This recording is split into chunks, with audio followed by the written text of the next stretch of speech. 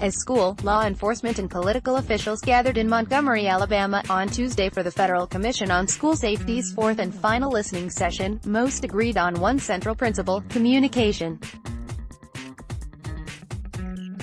For Alabama State Superintendent Eric Mackey, staff members across all departments and disciplines need to know what resources are available in times of crisis. Marshall Fisher, Commissioner of Mississippi's Department of Public Safety, said communication was also at the top of his list of priorities. And Mac McCutcheon, Speaker of Alabama's House of Representatives, said any training officials get is only as good as those involved. And those involved need to be in unison, he said. None of the Commission's four official members, Department of Education Secretary Betsy DeVos, Attorney General Jeff Sessions, Health and Human Services Secretary Alex Azar, or Secretary of Homeland Security Secretary Kirstjen Nielsen, attended the event. Representatives from each department presided instead. With recent school shootings impacting schools in southern states, including Texas and Florida, officials from neighboring states, such as Oklahoma, Georgia and South Carolina, gathered at the meeting for a roundtable discussion on how to address future threats and boost school safety. One school shooting is one school shooting too many, said Deputy Education Secretary Mick Zay, who stood in for DeVos, before introducing the speakers. Hal Taylor, Secretary of the Alabama Law Enforcement Agency, said it's essential for schools and police to be in contact during a school threat. Alabama currently has a virtual school safety system that allows school officials to share map and emergency response data with first responders in real time, but Fisher said educators can go even further. There's one group that has not had a voice in these conversations, he said: students. He said asking them about school shootings and including them in prevention plans will benefit the process.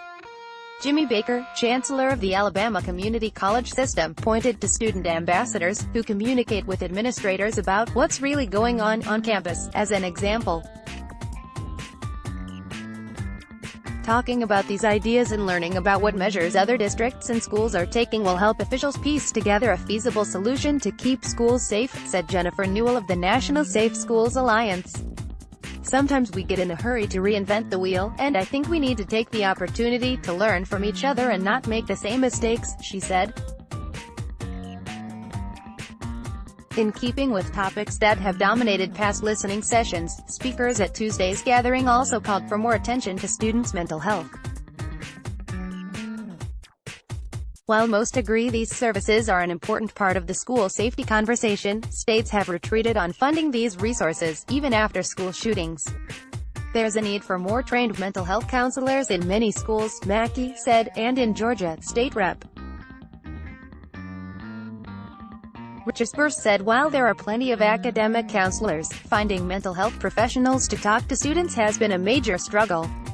Rural areas especially face a serious shortage of mental health professionals. Lynn Beshear, Commissioner of the Alabama Department of Mental Health, suggested having models in which such professionals come into schools to provide services so students don't miss an entire day of school and parents don't have to take off of work.